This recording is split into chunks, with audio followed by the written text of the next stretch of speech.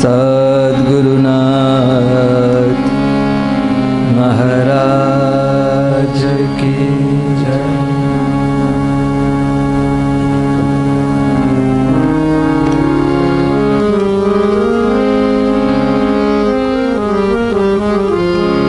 गुरुर्ब्रह्मा गुरुर्विष्णु गुरुर्देवो महेश्वर गुरुर्साक्षात्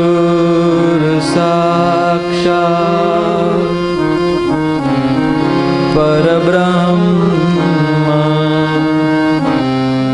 तस्मै श्री गुरुवे नमः। अखण्डमण्डलाकारं व्याप्तं येन चराचरं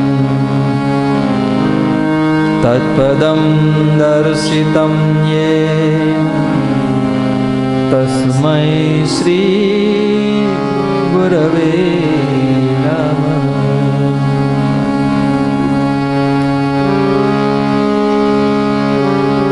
ॐ नमो भगवते मुक्तानन्दाय। भगवते मुक्तानन्दाय। ॐ नमो भगवते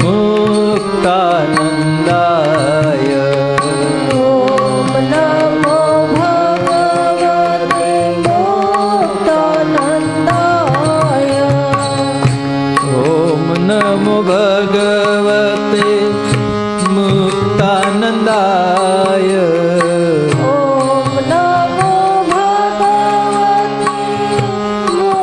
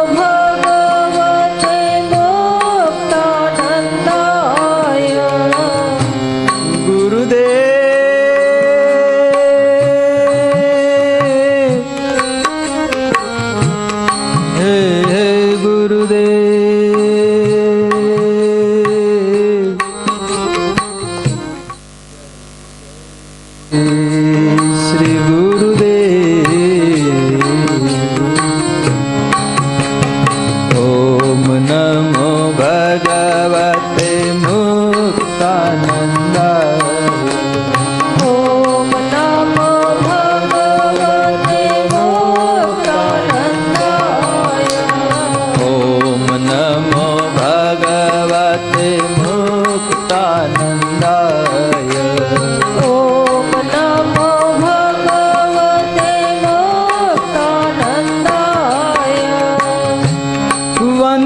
करिए सद्गुरु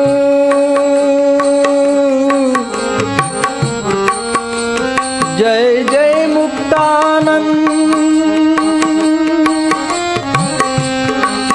અને મુક્ત બનીને વિચરે બ્રહ્માંડે સઘળે આપે આનંદ। કીર્તન જપ ધ્યાન સેવાથી કર્યો આ જગમાં પ્રકાશ। એવા મારા સદગુરુ હૈયે વસો કાયમ કરો નિવાસ।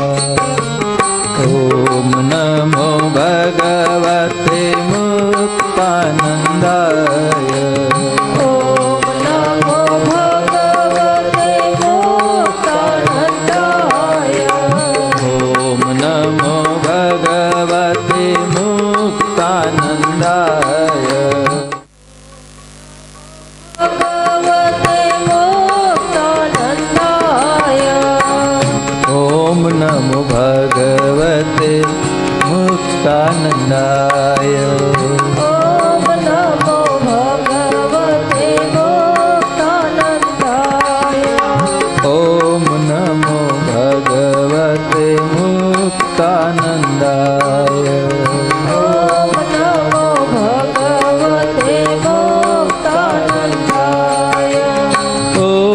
नमो भगवते मुक्तानन्दाय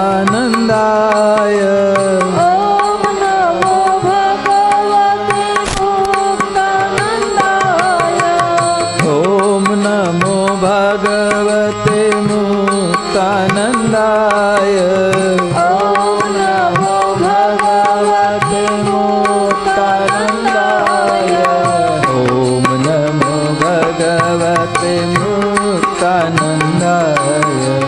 ओम नमो भगवते मुक्तानन्दाय ओम नमो भगवते मुक्तानन्दाय ओम नमो भगवते मुक्तानन्दाय मुक्तानन्दाय मुक्तानन्दाय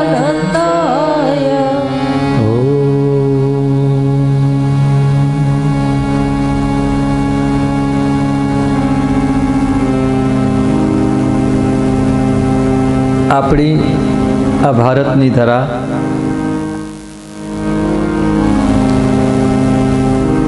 જેને સુરો સુરવીરો સંતો ભગવંત અને સતીઓની આ ભૂમિ છે કે જ્યાં સંત અને ભગવંતની આ લીલા ભૂમિ છે.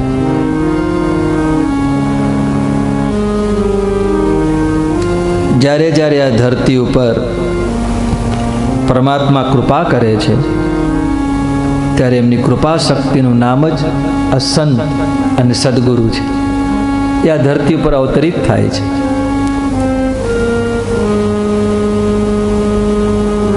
એવી રીતે ભાગવતમાં જે દક્ષિણ ભારતના ગુણગાન ગાયા છે, દેવર્ષિ નારદજી સ્પષ્ટ કહે છે કે ભક્તિનું પ્રાગટ્ય દક્ષિણ ભારતમાં થયું. ભાગવતજીમાં મત છે. કર્ણાટકમાં ઉછેર થયો અને મહારાષ્ટ્રમાં એનું પાલન પોષણ થયું. એવી જ આ કથા દક્ષિણ કર્ણાટકમાં ખૂબ જ પરમ પવિત્ર સ્થાન, તીર્થ સ્વરૂપ, ધામ સ્વરૂપ, એનું નામ છે ધર્મસ્થળ નામનું એક ગામ છે. પવિત્ર ધામ છે. ત્યાં ભગવાન મહાદેવ મંજુનાથ બિરાજેલા છે. બોલો મંજુનાથ મહાદેવ કી. અને મહાદેવની પૂજા માટે અનેક લોકો, નરનારીઓ, સિદ્ધો, સંતો, મહાપુરુષો સતત ત્યાં અવારનવાર પધારતા રહે છે. અને આ સંસારમાં કેટલાય જીવો એ મંજુનાથ મહાદેવની પૂજા કરતા અનેક ભક્તો પધારે છે.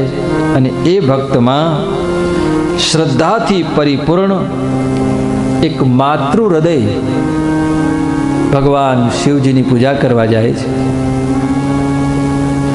મંદિરમાં સતત આવે, ભગવાનની સન્મુખ બિરાજે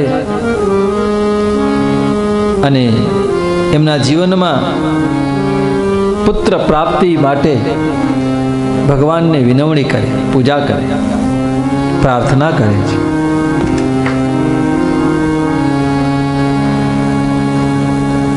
ભક્તની પ્રાર્થના જ્યારે પરિપક્વ થાય છે ત્યારે પરમાત્માની કૃપા ઉતરે છે. એવો એક શુભ દિવસની કોઈ ઘટનાની રાહ જોઈ રહ્યા છે કે અમારે આંગણે કોઈ પુત્ર રત્નની પ્રાપ્તિ થાય. એક દિવસની ઘટના છે. એ માતા કાયમને માટે ભગવાનની પૂજા કરે છે અને એકાએક એમને ત્યાં એક સાધુ પધારે છે. તેજસ્વી સાધુ એમને વંદન કરે છે. સાધુએ કહ્યું, બહેન, આપને હું એક મંત્ર આપું છું, એ મંત્રનો જપ કરો, આપની મનોકામના પૂર્ણ થશે. અને સાધુ મંત્ર આપવા લાગ્યા, કહેવા લાગ્યા,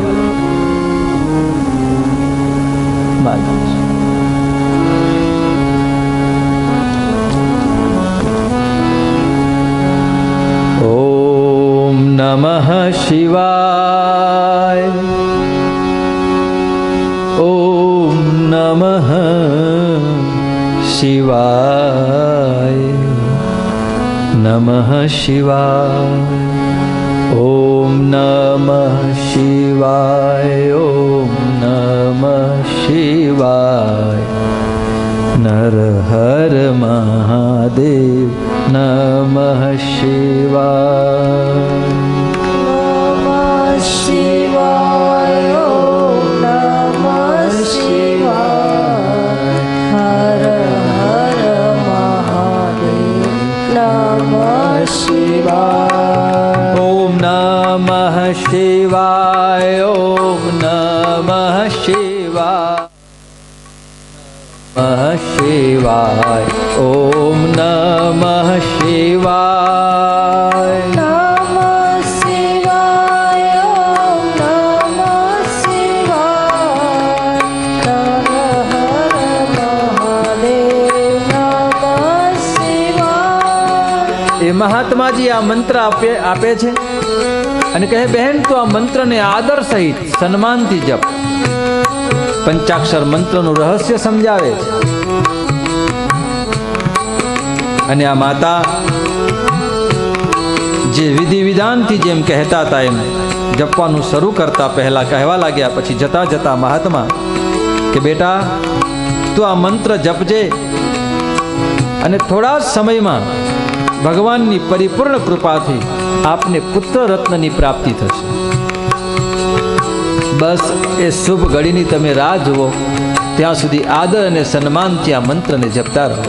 અને આ માતા મંજુનાથના મહાદેવની પાસે બેસી બિરાજતા, પૂજા કરતા, મંત્ર જપતા, હાલતા ચાલતા ઘરમાં પણ ઓમ નમઃ શિવાય. ઓમ નમઃ શિવાય. નમઃ શિવાય. ઓમ નમઃ શિવાય. ઓમ નમઃ શિવાય. ઓમ નમઃ શિવાય. ઓમ નમઃ શિવાય. ઓમ નમઃ શિવાય. આ મંત્ર મહાકલ્યાણકારી છે. આ મંત્રનો મહિમા ને જાણનાર જ્યારે મહિમાનો મંત્ર સમજીએ છીએ ગુરુમુખી મંત્ર સદગુરુના મુખથી, ત્યારે મંત્રમાં વિશેષ શક્તિ ઉત્પન્ન થતી હોય છે. એ ચેતન મંત્ર છે. આ માતા સતત જપી રહ્યા છે અને એમાં દિવસો મહિનાઓ વીતવા લાગ્યા. એમાં વૈશાખ મહિનો આવે છે અને મે મહિનો, જેને અંગ્રેજીમાં બરાબર મધ્યમાં 16મી તારીખ મે મહિનો 1908, વૈશાખ મહિનો અને વૈશાખી પૂર્ણિમા. આખું વાતાવરણ પ્રફુલ્લિત થવા લાગ્યું. આજ માતાને અતિ આનંદ આવવા લાગ્યો. ઓમ નમઃ શિવાય. ઓમ નમઃ શિવાય. નમઃ શિવાય. ઓમ નમઃ શિવાય. નમઃ શિવાય. ઓમ નમઃ શિવાય.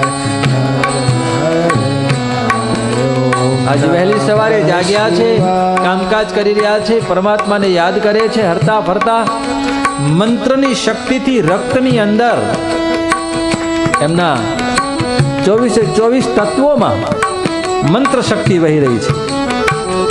ઘરના આંગણામાં નાળિયેરના સુંદર મજાના વૃક્ષો છે.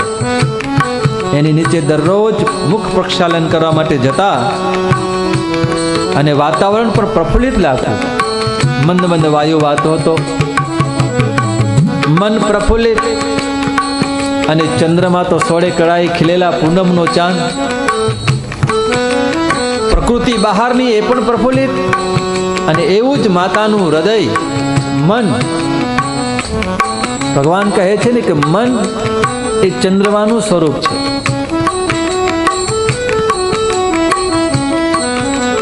એ માતાનું મન એકદમ પ્રફુલ્લિત છે ને એવા અચાનક એકાએક તેઓ કામ કરતા હતા. બારે આવીને વૃક્ષ પાસે, નાળિયેરની વૃક્ષ પાસે, કલ્પના ન હોય, કરી ન શકાય એવી રીતે એમના ઉદરમાંથી સ્ફૂર્તિથી એક બાળકનો એક ત્યાં જન્મ થાય છે અને ત્યાં પાણીની જે ક્યારો હતો એમાં જઈને બાળક એમાં આવે છે અને માતાને તો કંઈ ખબર પડતી નથી. આવું પવિત્ર વાતાવરણ સહજતાથી સરળતાથી ઝાડની ફરતી પાણીની ક્યારામાં પડે છે. પછી ખબર પડી એટલે અતિ આનંદ થવા લાગ્યો. બધા જ ઘરમાં પરિવારમાં ઉત્સવ મનાવવા લાગ્યા. ધીમે ધીમે એમના નામકરણની વિધિ વિધાન કરવાની તૈયારી કરવા લાગ્યા છે. અને આ એ જ બાળક જ્યારે નામકરણ માટે આવ્યા છે ત્યારે પિતા સગા સંબંધી શાસ્ત્રીજી મહારાજને બોલાવ્યા. સોના અને ચાંદીની ભેટ ધરવા માટે એના ત્રાજવામાં સોના અને ચાંદીથી એ બાળકને તોડે છે. બહુ જ શ્રીમંત છે, ગર્ભ શ્રીમંત પરિવાર છે, બ્રાહ્મણ પરિવાર છે, મોટા જમીનદાર છે. 3000 એકર તો જમીન છે.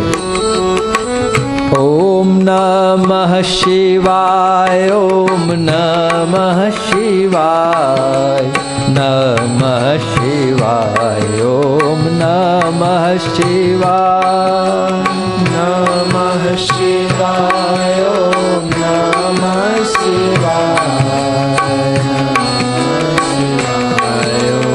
નમઃ શિવાય. નામકરણ વિધિ સંપન્ન થઈ અને એમનું નામ પાડવામાં આવ્યું છે કૃષ્ણ.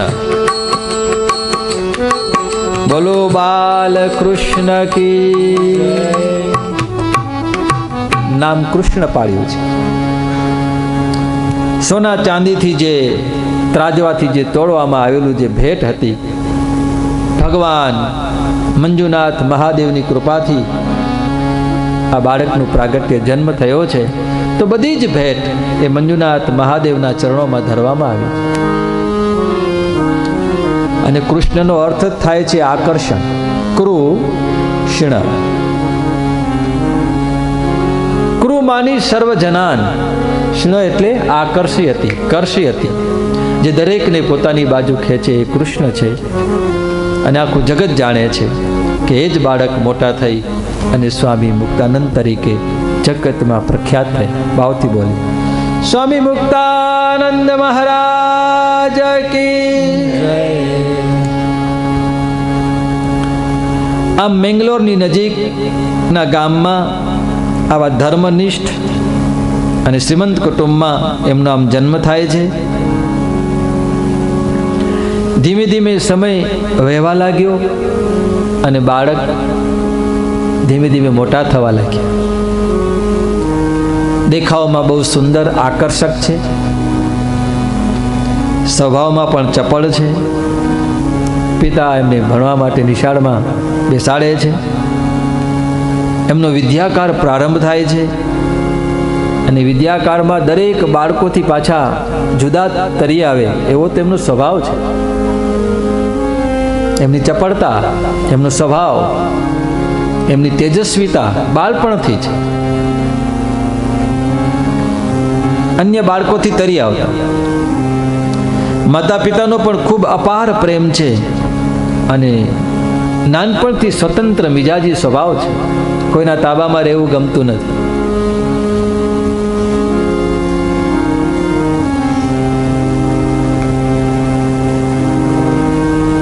આવી રીતે અન્ય બાળકો કરતા આંતરચેતનાનો વિકાસ વિલક્ષણ છે. વીર પુરુષ બનવાની એમની ઈચ્છા છે કે મારે જગતમાં કંઈક થવું છે.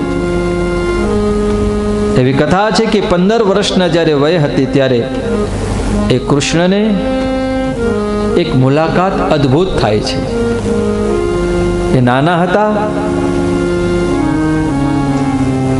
વિદ્યાકાળમાં અને ગણેશપુરી વાળા ભગવાન નિત્યાનંદ બાબા એક વખત ફરતા ફરતા એમની પાસે ત્યાં આવ્યા છે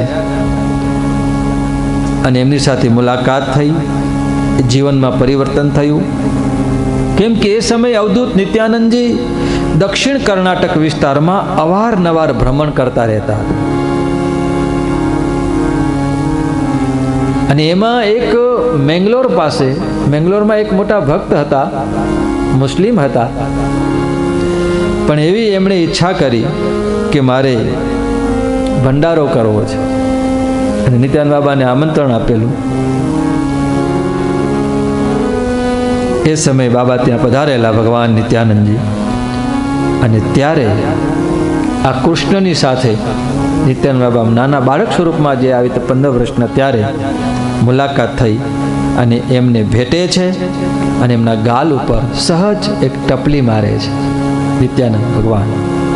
બસ આ એક મુલાકાત એ બાળકના હૃદય ઉપર કંઈક અમીટ છાપ પાડે છે.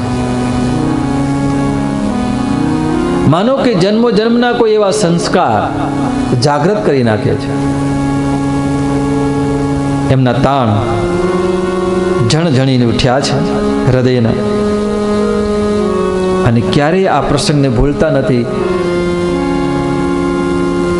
પૂજ્ય મુક્તાનંદ બાબા ગુરુદેવ આશ્રમમાં જ્યારે હતા ત્યારે પણ આ પ્રસંગને ક્યારેક ક્યારેક વર્ણવતા. તે નાનપણનું જે દ્રશ્ય હતું એમની નજર સમક્ષ ત્રાદશ્ય થઈ જતું. એ હંમેશને માટે એમની આ યાદ તાજી રહેતી.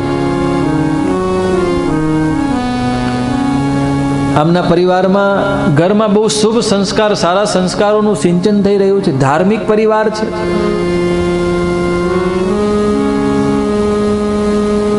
પિતાજી પણ શિક્ષિત છે. એમના ઘરમાં કાયમને માટે ભાગવતજી, રામાયણજી આદિ ધર્મગ્રંથોનું પઠન થતું, સત્સંગ થતો. અને સત્સંગનો મહિમા તો આપ સૌ જાણો છો કે એનાથી શું થાય છે. રામાયણનો પાઠ થતો, મહાભારત આદિ ધર્મગ્રંથોનો પણ. કેમ કે પિતાજી સંસ્કારી છે, એમને ખબર છે કે સત્સંગનો મહિમા શું છે. બિનુ સત્સંગ વિવેક ન હોઈ, बिनु सत्संग विवेक न होई, बिनु सत्संग विवेक न होई, बिनु सत्संग विवेक न होई. કેમ કે સત્સંગ વિના વિવેકની પ્રાપ્તિ નથી. અને વિવેક એટલે હું કોણ છું, ક્યાંથી આવ્યો છું, ક્યાં જવાનું છે, મારા માતા પિતા કોણ છે. આ જે સાચું, જે શાસ્ત્રોક્ત, જે મનુષ્ય જન્મનું જે જ્ઞાન છે એ સત્સંગ વિના પ્રાપ્ત નથી થતું. પિતાજી આ બધું જાણે છે, એટલે એમના ઘરમાં આવા સંસ્કારો છે દિવ્ય. અને નાના કૃષ્ણ સત્સંગમાં લાભ લે છે. અનેક મોટા મોટા સાધુ સંતો એમને ત્યાં પધારતા રહે છે. આવું ધાર્મિક પવિત્ર વાતાવરણ ધર્મગ્રંથોનું. બિનુ સત્સંગ વિવેક ન હોઈ, बिनु सत्संग विवेक न होई.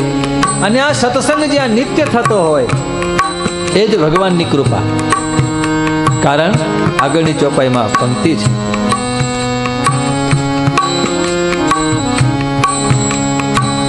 રામ કૃપા બિનુ સુલભ ન સોઈ, राम कृपा बिनु सुलभ न सोई. આ તમે જુઓ, એક કૃષ્ણ છે, એક રામ છે, અને સત્સંગ એ જ રામની કૃપા છે. અને એની કૃપા વિના થતું જ નથી. તો માનો કે ભગવાનની કૃપા ત્યારથી જ ચાલી રહી છે નિત્યાનંદ બાબાજી. રામ એ જ કૃષ્ણ છે, રામ એ જ નિત્યાનંદ છે, અને રામ એ જ શિવ છે. બધા એના એ જ સ્વરૂપ છે. રામ કૃપા બિનુ સુલભ ન સોઈ, राम कृपा बिनु सुलभ न सोई. અને આ સત્સંગની અસર આ કૃષ્ણની ઉપર ખૂબ પડી રહી છે. અનેક સાધુ સંતો આવતા, દર્શન કરતા. તેથી આપણે કહીએ છીએ ને કે માતા પિતા જાગ્રત હશે. જે ઘરના માતા પિતા વડીલો જાગે છે એનું આખું ઘર જાગી જાય છે. એ ઘરના યુવાન પણ જાગી જાય, એ ઘરના બાળકો જાગી જાય. એમ આ પરિવારના કૃષ્ણ જાગ્યા છે. અને એમાંથી ખબર પડી, સત્સંગથી વિવેક થવા લાગ્યો. એમને થવા લાગ્યું કે આ સાધુ સંતો જે આવે છે એના જેવું મારે થવું છે. કૃષ્ણને વિચાર થયો, મારે એના જેવા સંત બનવા છે, મારે જીવનમાં કંઈક પામી લેવું છે. આત્માની પ્યાસ, જિજ્ઞાસા વધવા લાગી. અને એમાં એમને ખ્યાલ પડ્યો કે આ બધી પૂરી ક્યારે થશે. પ્રથમ ભગતિ સંતન કર સંગા, પ્રથમ ભગતિ સંતન કર સંગા, પ્રથમ ભગતિ સંતન કર સંગા, પ્રથમ ભગતિ સંતન કર સંગા. તો પહેલે તો સંતનો સંગ કરવો પડશે. જેમ કપિલ નારાયણ ભગવાન માતા દેવહૂતિને કહે છે ને, માત જન્મને સફળ કરવા માટે તું કોઈ સંતનો આશ્રય કર, તો મનુષ્ય જન્મ સફળ થઈ જાય. આ બધા જ જ્ઞાનની વિવેક શક્તિ જાગૃત થઈ કૃષ્ણની. નહીં માતા પિતાનો કેટલો બધો પ્રેમ છે જાણે છે કૃષ્ણ. જેમ માં યશોદાનો પ્રેમ ભગવાન કૃષ્ણ સમજી શકે છે. એ પછી મથુરા હોય, ગોકુળ હોય કે દ્વારિકા હોય, યશોદા મૈયાની યાદ આવી જાય તો ભગવાન દ્વારકાધીશની આંખ ભીંજાઈ જાય. એવા જ આ કૃષ્ણ. અને મા ઉપર માનું પણ વાત્સલ્ય એટલું છે અને કૃષ્ણને પ્રેમ પણ એટલો છે. આ બાલકૃષ્ણ. અને એનું પ્રમાણ છે ચિત્તશક્તિ વિલાસ નામનું એમનું ગ્રંથ. એમના આમુખમાં બતાવેલું છે કે માનો કેટલો પ્રેમ છે એમના ઉપર, અને એમને પણ મા પ્રત્યે કેટલો બધો ભાવ છે. એ ગ્રંથના દર્શન કરીએ ત્યારે ખબર પડે છે. એમની વાણી, એમની કલમ ચાલે છે જે ભગવાન કૃષ્ણની, સદગુરુ કૃષ્ણ. પણ છતાંય આજ અંતરનો આત્મા કંઈક સંકેત આપી રહ્યો છે કે હું જાઉં. માતા પિતાનું આટલું બધું વાત્સલ્ય હોવા છતાં પણ એમનો પ્રેમ રોકી શકતો નથી. અને આ બાલ કૃષ્ણ એક દિવસ ઘરથી બહાર નીકળ્યા. અને આ ઘટના ત્યારે ઘટે છે કે ભગવાન નિત્યાનંદની જે મુલાકાત થઈ, અને મુલાકાતની બાદ 6 મહિનામાં જ આ ઘટના ઘટે છે. અને નીકળી પડ્યા. પ્રથમ ભગતિ સંતન કર સંગા, પ્રથમ ભગતિ સંતન કર સંગા. એ પોતાનું ઘર, પોતાનું ગામ, પોતાનો પરિવાર, માતા પિતાનો પ્રેમ છોડી, માનો કે કન્યાની વેણુ વાગી, ભગવાન નિત્યાનંદનો અંદરથી પોકાર થયો. પ્રથમ ભગતિ સંતન કર સંગા, પ્રથમ ભગતિ સંતન કર સંગા. યાત્રા શરૂ થઈ. ધીમે ધીમે ચાલતા ચાલતા સર્વપ્રથમ ધારવાડ જિલ્લામાં હુબલી ગામમાં પધાર્યા છે. અને એ સ્થાનમાં એક મહાપુરુષ, સિદ્ધ પુરુષ નિવાસ કરે છે, જેમનું નામ છે સિદ્ધારૂઢ સ્વામી. સિદ્ધારૂઢ સ્વામીના મઠમાં પ્રવેશ કરે છે. કૃષ્ણ આવ્યો છે. બાળક 15 વર્ષની ઉંમર છે. દિવ્ય તેજ છે.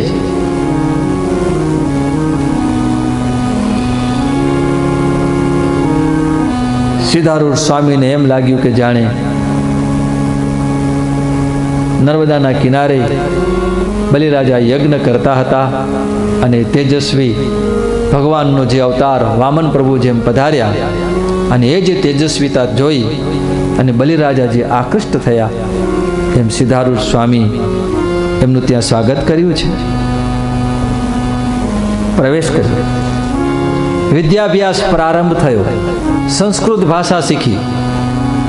એ કૃષ્ણ સંસ્કૃત ભાષા શીખે છે. યોગ વેદ વેદાંતના સિદ્ધાંતોનો અભ્યાસ કરે છે. અને આ જ હુબળીના સિદ્ધારૂઢ સ્વામીના આશ્રમમાં સંન્યાસની દીક્ષા ગ્રહણ કરે છે અને સંન્યાસી બન્યા અને નામ ધારણ કર્યું સ્વામી મુક્તાનંદ. ભાવથી બોલીએ સ્વામી મુક્તાનંદ મહારાજ કી જય. તેજસ્વીતા તો છે. શાસ્ત્રોનું પઠન કર્યું, સંસ્કૃતના પ્રકાંડ બન્યા અને 1929માં આજે સિદ્ધારૂઢ સ્વામી એમણે મહાસમાધિ લઈ લીધી. આ સિદ્ધારૂઢ સ્વામીનો એક પ્રસંગ આપણે ભગવાન નિત્યાનંદજીના પ્રસંગમાં પણ એક કથા હતી કે જે ઓલા સંતોષ બેનની જે કથા હતી એ આપણે કદાચ એમાં લીધો હશે પ્રસંગ. આ એ જ સિદ્ધારૂઢ સ્વામી મહાસમાધિ લીધી પછી તો એમને તો એક જ લગ્ની હતી કે પરમ તત્વના રહસ્યને પામવાની, આત્માના બોધની. કેમ કે જાણતા હતા, સમજતા હતા, આત્માને ઓળખ્યા વિના રે હે ભવના ફેરા નહીં તો મટે રે જી. આત્માને જાણ્યા વિના રે હે 184 નહીં તો મટે રે.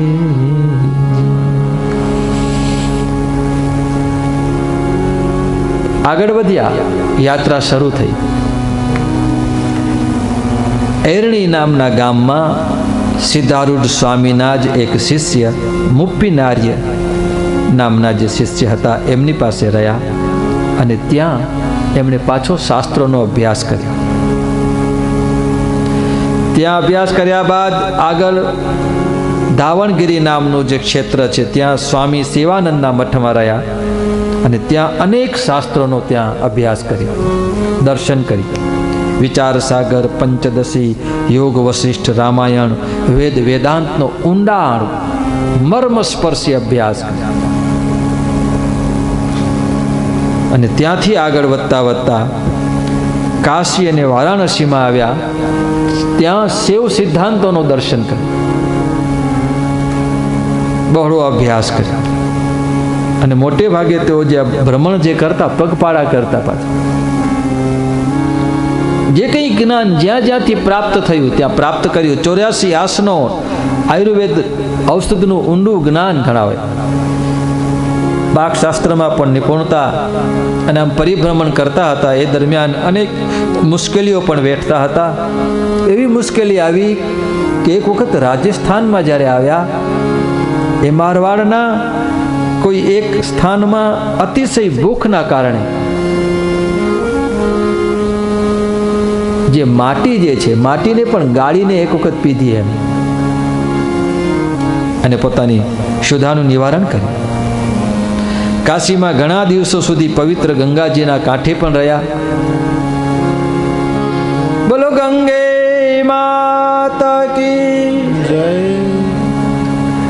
અને કાશીના ઘાટ ઉપર તો આપણે જોઈએ છીએ ઘણા યાત્રાળુ ત્યાં આવે ને પછી માં ગંગાજીની પૂજા કરે ને એમાં પાંદડા હોય ને પાંદડામાં કંઈક કાશી ગંગામાને નૈવેદ્ય ધરાવી, આવી રીતે બધું. પણ આમ આ પણ અજાયક હતા, ક્યાંય માંગવું તો નહીં.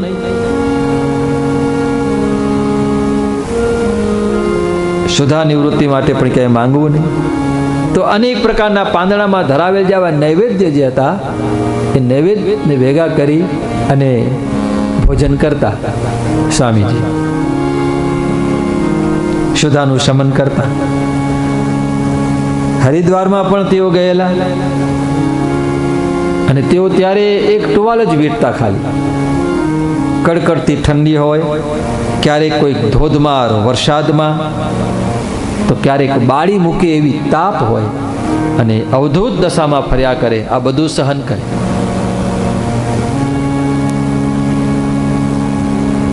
ઉગાડા પગે ફર્યા, અવધૂત દશામાં ફર્યા છે. 15 વર્ષથી બહાર નીકળ્યા બાદ આમને આમ ભ્રમણ કરી રહ્યા છે. 3 વખત તો સમગ્ર ભારતની ભૂમિનું પરિભ્રમણ કર્યું, યાત્રા કરી, હિમાલયમાં પણ ગયા, અનેક વાર ગયા. રાજસ્થાનમાં પુષ્કર ક્ષેત્રમાં એક વખત આવ્યા તો મગરના સકંજામાંથી પણ બચ્યા. કઠિન તપશ્ચર્યા કરે છે. આમ જાણતા હતા કે કોઈ આટલી બધી કઠિન તપશ્ચર્યામાંથી કોઈક રક્ષા કરે છે. એક અદ્રશ્ય હાથ વિધાતાનો એમના મસ્તકની ઉપર છે, એ અનુભવ કરે છે. એવી એક ઘટના છે કે સ્વામીજી એક વખત મારવાડના એક સ્ટેશન ઉપર બેઠા છે. 3 દિવસથી ભૂખ્યા છે, ભોજન થયું નથી, બહુ ભૂક્ષા વધારે લાગેલી છે, માંગણી ક્યાંય કરતા નથી. અને એવામાં એકાએક એક સાધુ એમની પાસે આવ્યા.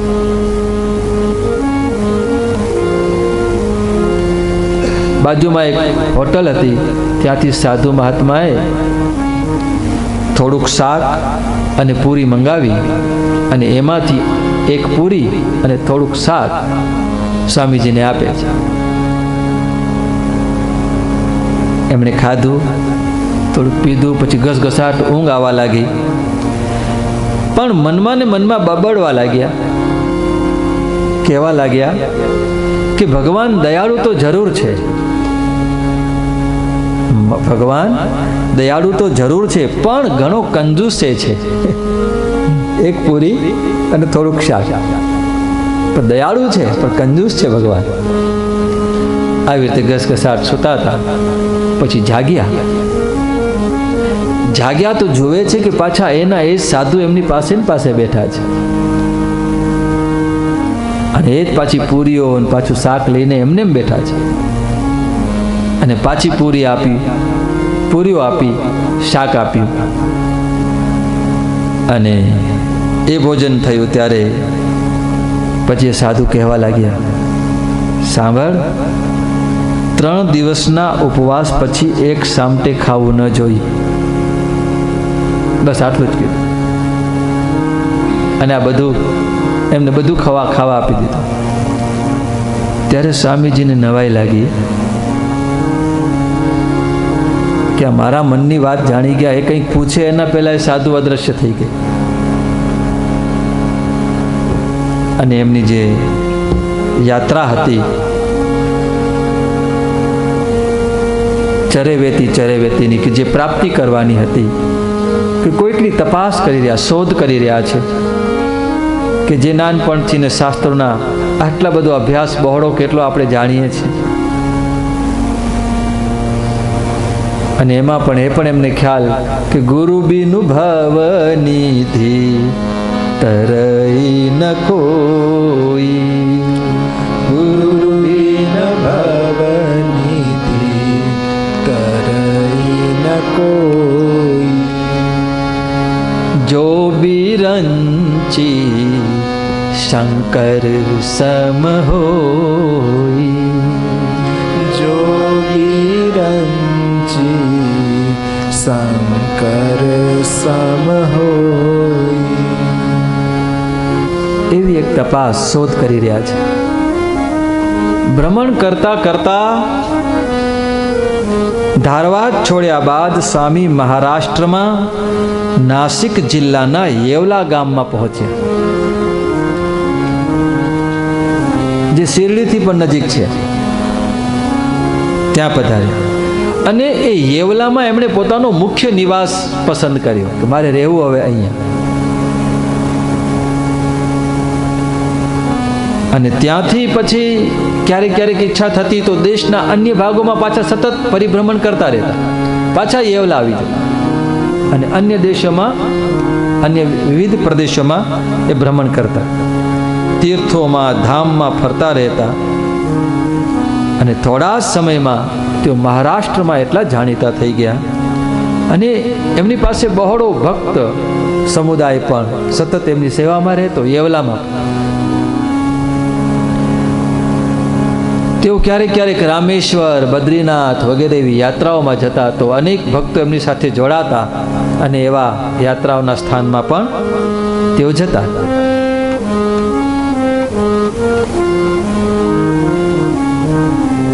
એક વખત એક 40 ગામ છે બાજુમાં, ત્યાં એક ભૂતખાનું, ત્યાં કોઈ રહેતું નહીં, કોઈ રહેવાની હિંમત પણ ન કરતું. અને લોકોની માન્યતા છે કે ત્યાં કોઈ ભૂત વસે છે. પણ સ્વામીજી એ ભૂત નિવાસમાં રહેવા ગયા અને ત્યાં અખંડ નામ સંકીર્તનનો બહુ પહેલેથી શોખ છે. નામ સંકીર્તનની સપ્તાહ કરવા લાગ્યા. હરે કૃષ્ણ કૃષ્ણ કૃષ્ણ હરે હરે, હરે કૃષ્ણ કૃષ્ણ કૃષ્ણ હરે હરે, હરે રામ રામ રામ હરે હરે, હરે રામ રામ રામ હરે હરે, હરે કૃષ્ણ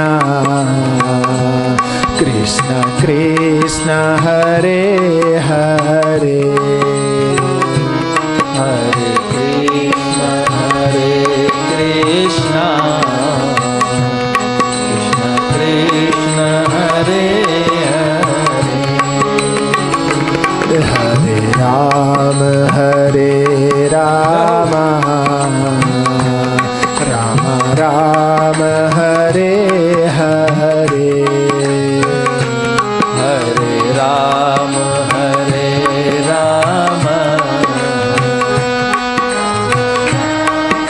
પૂજ્ય સ્વામીજી આવી રીતે 40 ગામમાં જ્યાં નિવાસ કરતા હતા ત્યાં અખંડ નામ સપ્તાહ કરાવતા અને સપ્તાહના અંતિમ દિવસે મોટો ભંડારો કરતા, પ્રસાદ, મહાપ્રસાદ, આવું અવારનવાર. અને આ પ્રથા આજે પણ 40 ગામમાં ત્યાંના લોકો કરી રહ્યા છે. હરે કૃષ્ણ કૃષ્ણ કૃષ્ણ હરે હરે, હરે કૃષ્ણ કૃષ્ણ કૃષ્ણ હરે હરે. આમ જલગાંવ જિલ્લામાં પછી સ્વામીજી પાટણા ગામની બાજુમાં આવ્યા છે અને એ જંગલમાં સ્વામીજી ખૂબ તપ, ધ્યાન અને સમાધિમાં બેસતા. એ તપોભૂમિ છે. ત્યાં દુર્ગા પાટણેશ્વરી દેવીનું મંદિર છે, આદિશક્તિમાં જગદંબાનું મંદિર છે. જય જય ગિરિવર રાજ કિશોરી, જય જય અને દુર્ગા પાટણેશ્વરી દેવીના મંદિર પાસે આજુબાજુના વિસ્તારમાં સ્વામીજી નિત્ય ધ્યાન કરતા, સમાધિમાં બેસતા. એમની અંતરયાત્રા ચાલુ જ છે. ક્યારેક સ્વામીજી ધ્યાનમાં એટલા બધા મગ્ન હોય કે વાઘેશ્વરી જગદંબાનો વાઘ ક્યારેક ફરતો ફરતો એમની બાજુમાંથી પસાર થઈ જાય, પણ ધ્યાનમાં બેઠા હોય. હરે કૃષ્ણ કૃષ્ણ કૃષ્ણ હરે હરે, હરે કૃષ્ણ કૃષ્ણ કૃષ્ણ હરે હરે. આવી રીતે તપોમય સાદગી ભર્યું જીવન એકાંતમાં વિતાવે છે. થોડેક દૂર પિત્તળખોર નામની એક ગુફા છે અને ગુફા પાસે પણ ત્યાં સાધના કરતા. તો ત્યાંના ભક્તો એ સ્વામીજી પાસે આવી રોટલીઓ આપી જતા, સૂકી રોટલી, અને સૂકી રોટલી 1 મહિનો સુધી ચલાવતા. અને જે વણજારા લોકો હોય, જે દૂધનો વેપાર કરનારા, જે ગાયો બકરા ચરાવનારા, એ લોકો દૂધ આપતા અને દૂધમાં બોળી બોળીને સ્વામીજી 1 મહિનો સુધી આવી સૂકી રોટલી ખાતા અને જપ તપ ધ્યાન કરતા.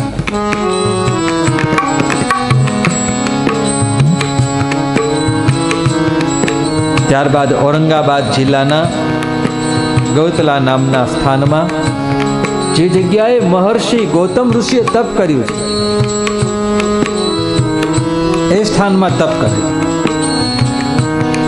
યેવલા પાસે એક પર્વત છે, ત્યાં કને તપ કરતા તો ત્યારે એક સાધુ પાસેથી તુલસીકૃત રામાયણનો અભ્યાસ કરે છે, એમની પાસેથી શ્રવણ કરે છે અને બદલામાં એમની ગાયોની સેવા કરતા, કૃષ્ણ ગાયોની સેવા કરતા